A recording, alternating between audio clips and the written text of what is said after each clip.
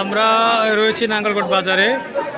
এখানে আগুন লেগেছে বলে আমরা শুনতে পাচ্ছি, মানুষজন ভিড় করছেন। তারা এখনও আগুনের সূত্রপাত দেখতে পাচ্ছি না, তবে অসংখ্য মানুষ, পুলিশ এখানে রয়েছেন। কিন্তু বিদ্যুৎ শর্ট সার্কিট থেকে আগুন লেগেছে বলে প্রাথমিকভাবে জানা গেছে। পুলিশ আছে, আইনশৃঙ্খলা বাহিনী সবাই কাজ করতেছেন। এটি নাঙ্গলকোট বাজার, সবাই কাজ করতেছে, এখানে দেখতে পাচ্ছেন।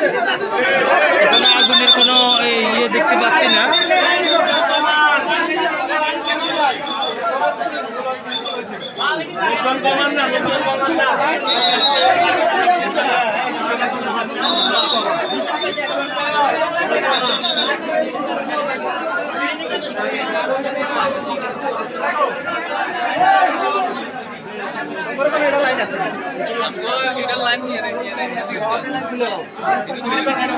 ভাই অনুগ্রহ করবো এটা আমার লাগবে।